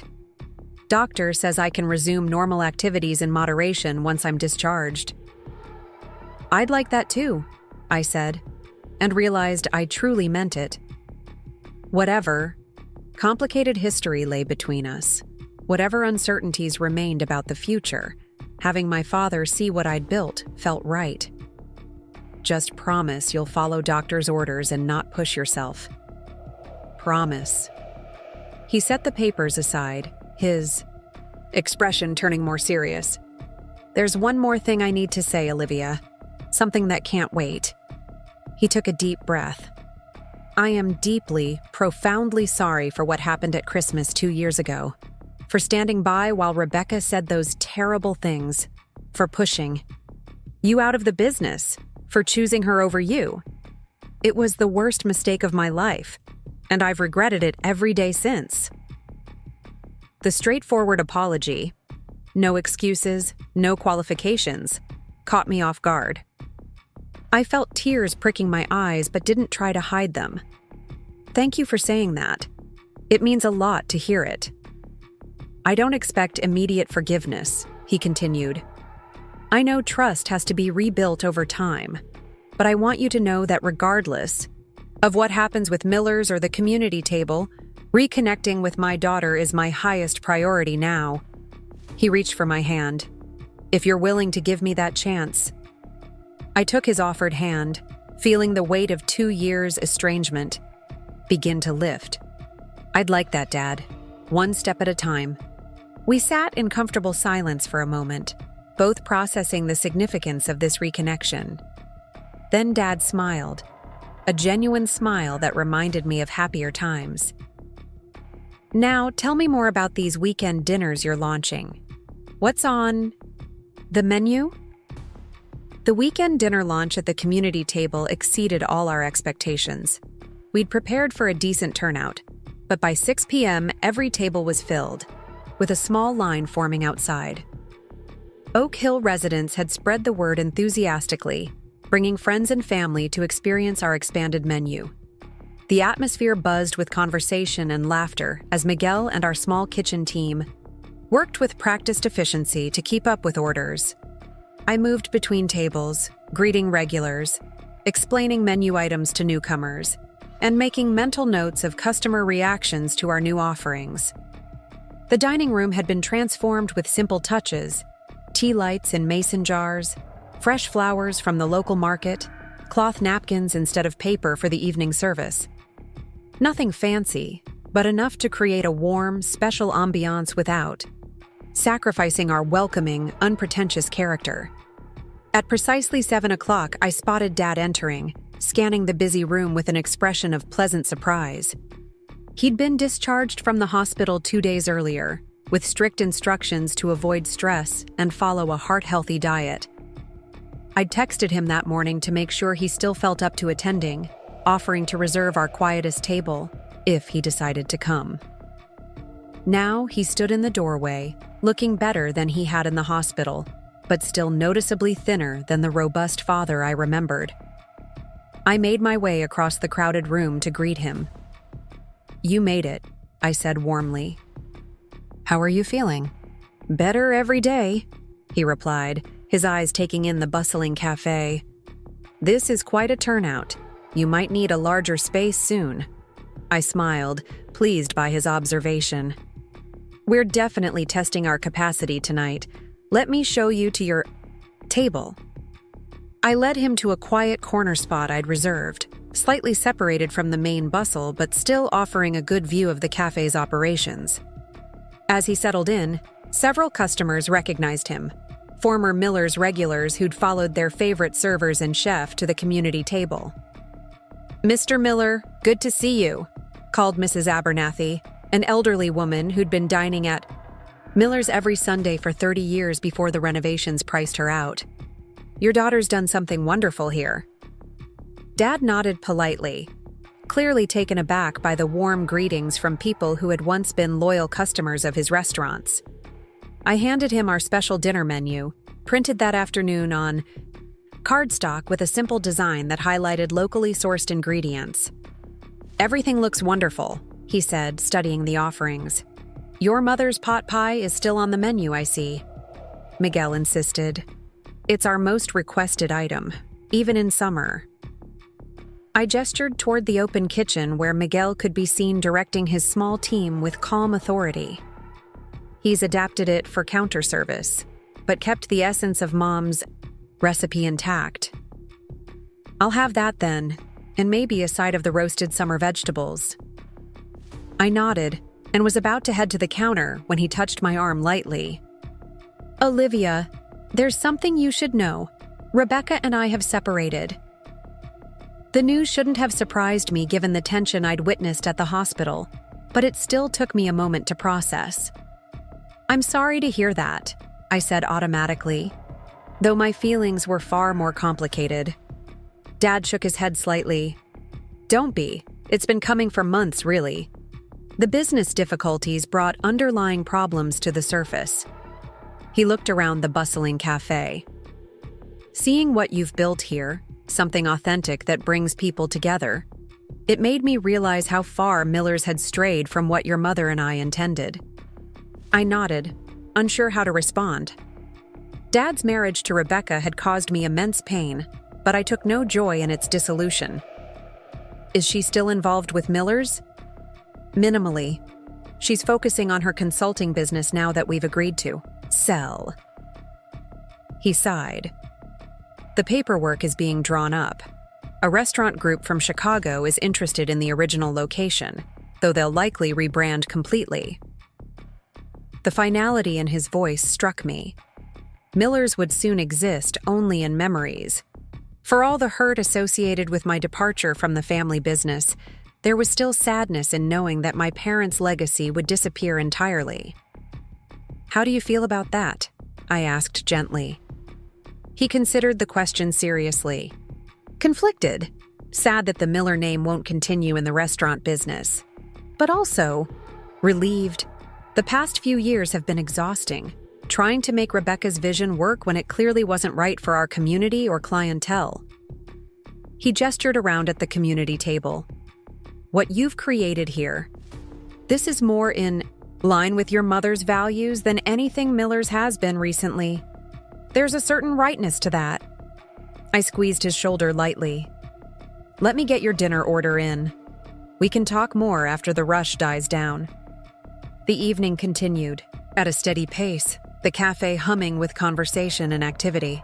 I caught glimpses of Dad throughout the night, observing how he watched the operations with professional interest, noting the efficient systems we'd developed, the way staff interacted warmly with customers, the obvious enjoyment people took in the simple, hearty food.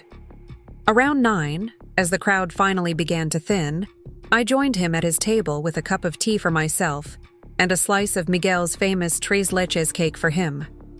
"Heart-healthy diet," I explained, sliding the dessert toward him. "Miguel made it with less sugar and fat than usual just for you." Dad smiled, touched by the gesture. "I appreciate that. How's business looking overall?" "Strong. We're consistently meeting our projections, sometimes exceeding them. The community programs are growing too. We're starting a job training initiative for neighborhood teens next month." "I heard about that from one of your customers," Dad said, taking a small bite of cake. "Mrs. Chen mentioned her grandson is signing up." I nodded, pleased he'd been engaging with our regulars. "We'll teach basic kitchen and service skills, food safety certification, even some business math. Miguel's designing the curriculum." "It's remarkable what you've accomplished in such a short time, with limited resources." Dad's tone held genuine admiration. "You've created something with real meaning, real impact." "Thank you," I said simply, accepting the compliment without deflection. "It's not what I expected to be doing 2 years ago, but it feels right." Dad set down his fork, his expression turning more serious. "I meant what I said in the hospital about wanting to invest in what you're building here. Have you had a chance to think about it?" I had thought about little else in the days since his offer, weighing the benefits against potential complications. I have, and I'd like to propose a different arrangement. He looked intrigued. I'm listening. Instead of investing directly in the community table, I'd like to create a separate nonprofit foundation focused on food security and culinary education in underserved neighborhoods. The cafe would partner with the foundation for programming, but the entities would remain legally distinct. I took a breath, watching his reaction. We could call it the Claire Miller Foundation in Mom's honor. Dad's eyes widened, then grew suspiciously bright. Olivia, that's perfect. Your mother would have loved that. The foundation could fund expanded cooking classes, meals for seniors and low-income families, even small business incubation. For food entrepreneurs who can't access traditional funding, the ideas had been forming in my mind for months, but Dad's offer had crystallized the possibility of making them reality. With the proceeds from selling Miller's, you could establish an endowment that would ensure sustainable funding. And I could be involved without complicating your business operations, Dad observed, quickly grasping the elegance of the solution. It honors your independence while allowing us to work together on something meaningful. I nodded, relieved that he understood. Exactly. The community table stays mine to direct, but we create something new together that extends Mom's legacy in a different way. I love it, Dad said decisively. Let's make it happen. I'll have my attorney start the paperwork as soon as the Miller sale is finalized. The weight that had been pressing on my chest since his investment offer lifted completely. This felt right. A way to reconnect with my father through shared values without risking the autonomy I'd fought so hard to establish. As the last customers departed and staff began cleaning up, Dad insisted on helping despite my protests. He collected dishes and wiped down tables alongside Doris, chatting easily with the staff members who had once worked for him at Miller's. There was a humility in his demeanor that was new, a willingness to serve rather than direct that spoke of genuine change. Miguel emerged from the kitchen, untying his apron after a successful but exhausting shift. He approached our table as Dad and I sat having a final cup of tea. So, Mr. Miller, what did you think of our first dinner service? He asked directly. Dad met his gaze steadily. Excellent execution, especially given the space constraints. The food quality was outstanding, service warm and efficient. You've created systems that maximize both profitability and customer experience. He paused, then added more personally, and you've honored Claire's culinary philosophy while adapting it for a new context. I couldn't be more impressed. Miguel's expression softened at the mention of my mother. She taught me everything important about cooking. Not just techniques, but why it matters. How food brings people together, builds community. He glanced around the cafe with evident pride. That's what we're continuing here. I can see that, Dad acknowledged. And I'm grateful that her values live on through both of you. He hesitated, then extended his hand to Miguel. I owe you an apology as well, Miguel. The changes at Miller's, pushing out the longtime staff, abandoning Claire's recipes. Those were mistakes I deeply regret. Miguel accepted the handshake firmly. What matters is what we build now, moving forward. Olivia told me about the foundation idea. Count me in for curriculum development and teaching. As Miguel returned to finish closing the kitchen, Dad watched, him go with a thoughtful expression. You've assembled quite a team here, people who believe in what you're building. We believe in each other, I said simply. That's what makes it work. The cafe finally empty except for us, I began turning off lights, preparing to lock up for the night. Dad stood carefully, moving with the deliberate pace of someone still recovering, but determined not to show weakness. Can I give you a ride? Home? I offered. It's been a long night, and you're still recovering. He hesitated, then nodded. That would be nice, thank you. As we walked to my car in the quiet evening, the streets of Oak Hill peaceful after the day's activity, Dad paused to look back at the community table. The simple sign I'd hand-painted myself glowed softly in the streetlight, the words capturing exactly what we'd created, a place where everyone had a seat, everyone belonged. "I've been thinking about what happens next," Dad said as we drove toward his house. No longer the family home I'd grown up in, but a smaller place he'd purchased after agreeing to sell the larger house as part of the separation agreement with Rebecca. "After the Miller's sale is complete, after the foundation is established, what are you thinking?" I asked, curious about his plans for this new chapter. "I'd like to write a cookbook," he said, surprising me. "Your mother's recipes, with stories about how they evolved, what they meant to our family and community. Not just a collection of instructions, but a narrative about food and connection." The idea delighted me. "Dad, that's wonderful. Mom would be so honored." "Would you help me with it?" he asked, a note of vulnerability in his voice. "You know her recipes as well as I do, and you have a way with words that I've always admired." "I'd love to," I said sincerely, touched by his invitation to collaborate. We could test the recipes in the community table kitchen, maybe even host special events featuring dishes from the book as we develop it. Dad nodded, looking more animated than I'd seen him since his hospitalization. "The doctor said I need projects that engage me without causing stress.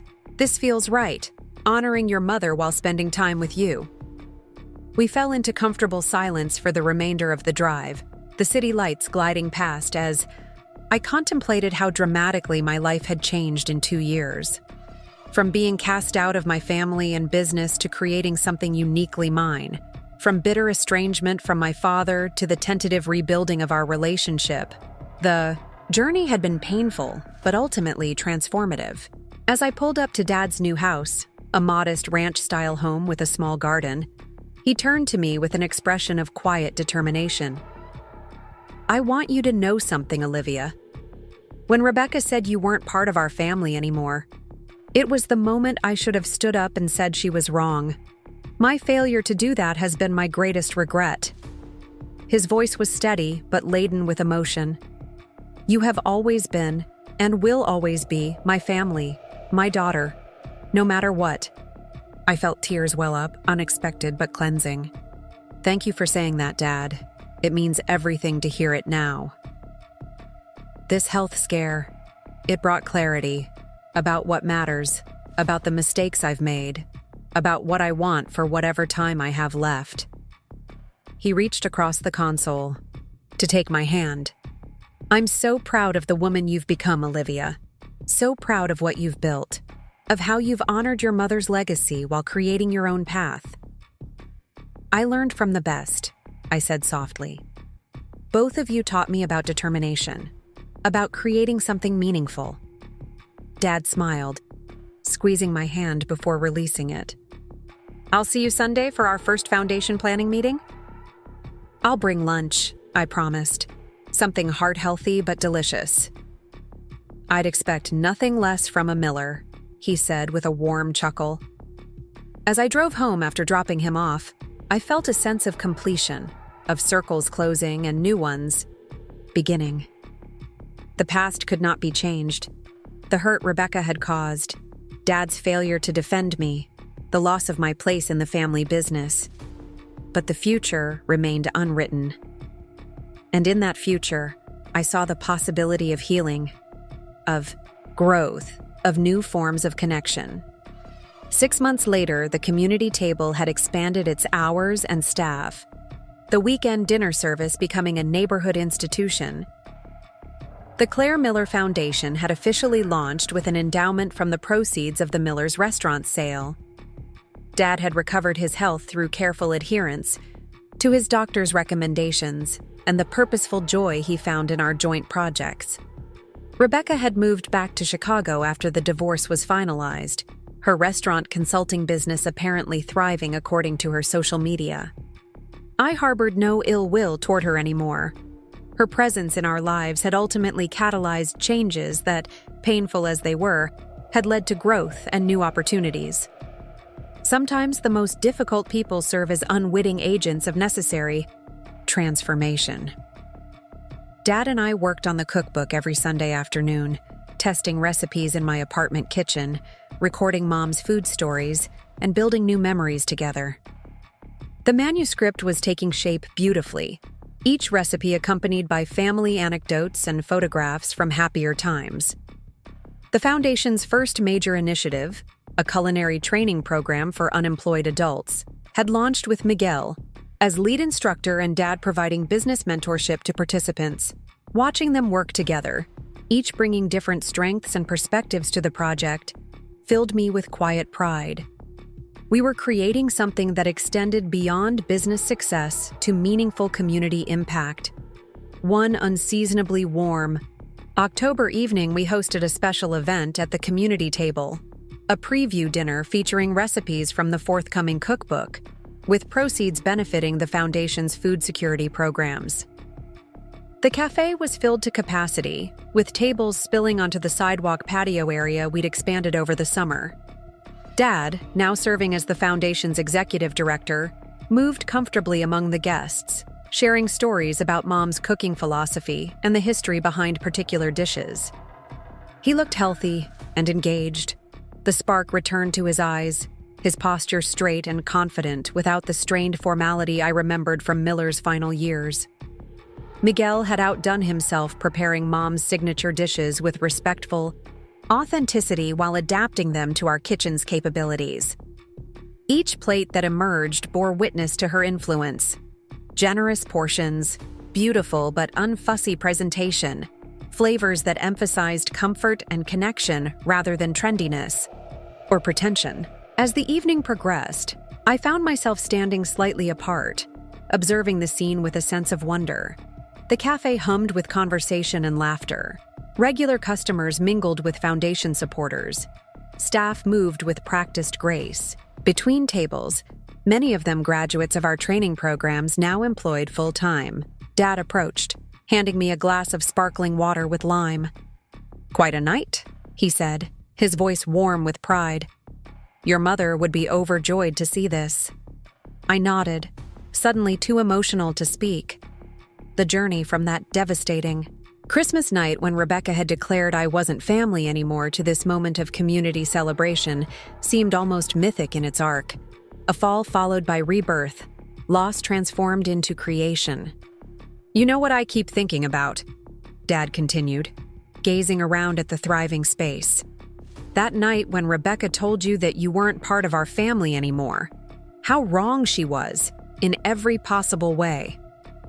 It hurt terribly at the time, I admitted, but now I can almost be grateful for it.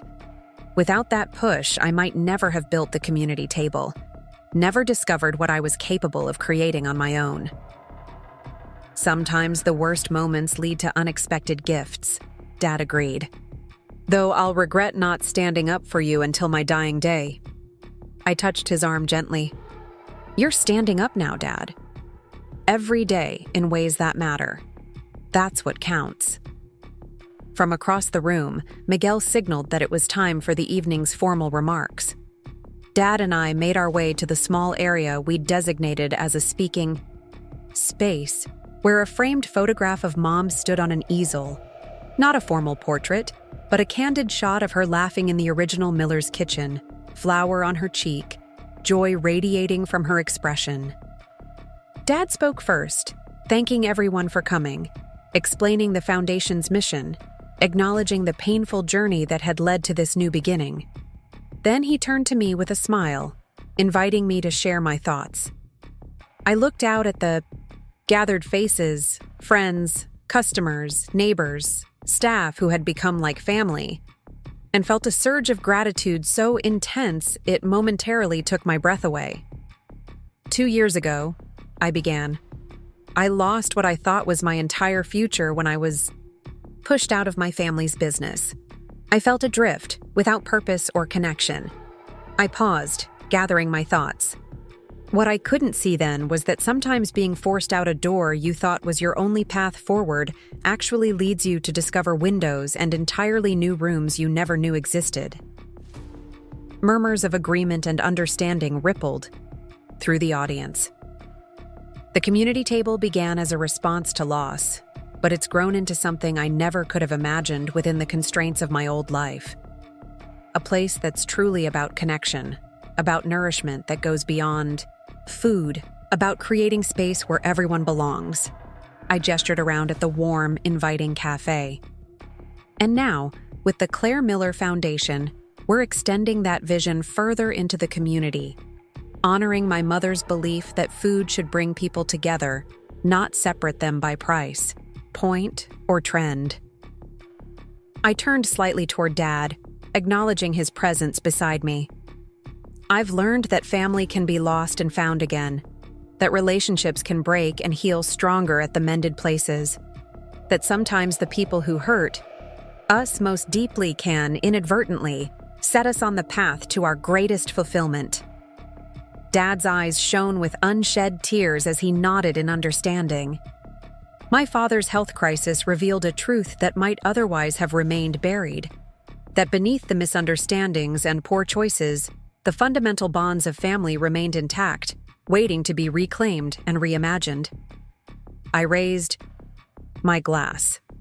So tonight, we celebrate not just delicious food or successful business ventures, but something more profound: the power of second chances, of finding new ways to honor old values, of creating family in its many forms. The room erupted in applause and raised glasses. As the formal portion of the evening concluded and guests returned to their meals and conversations, Dad embraced me briefly but fiercely. "I've never been more proud," he whispered. "Of you, of what we're building together, of how we found our way back to what matters." Later that night, after the last guests had departed and the cafe had been returned to order, I sat alone at a corner table, savoring the quiet aftermath of a successful event. The cookbook manuscript lay open before me, Mom's recipes and our shared stories waiting to be shared with a wider audience. Beside it rested the quarterly report for the Claire Miller Foundation, showing the impact of our initial programs and outlining ambitious plans for expansion. My phone buzzed with a text from Dad. "Thank you for today, for everything. Love you always." Such a simple message, yet one that would have seemed impossible during the dark days after Rebecca's cruel pronouncement. I texted back, "Love you. Too, Dad. See you Sunday for recipe testing." As I gathered my things to leave, I paused by Mom's photograph, still displayed on the easel. "We found our way back," I told her quietly. "Different path than we expected, but maybe a better one in the end." Outside, Oak Hill was peaceful under a canopy of stars. The community table's sign glowed softly, a beacon of welcome in the neighborhood that had embraced us so warmly. I locked the door, feeling the satisfying weight of my own keys to my own business in my hand. 2 years ago, Rebecca's words had shattered my world. "You're not part of this family anymore." Now, standing outside the thriving cafe I'd built, from nothing, surrounded by a community that had become a different kind of family, those words had lost their power to wound. Instead, they marked the beginning of a journey that had led me exactly where I needed to be. I headed home under the October stars, already planning tomorrow's specials, Sunday's recipe testing session with Dad, next month's foundation initiatives. The path forward wasn't perfect or without challenges, but it was authentically mine, shaped by loss and resilience, by falling and rising, by the truth that had emerged from crisis. Family isn't defined by those who try to exclude you, but by the connections you nurture and the community you build, one table at a time. Up next, you've got 2 more standout stories right on your screen. If this one hit the mark, you won't want to pass these up. Just click and check them out.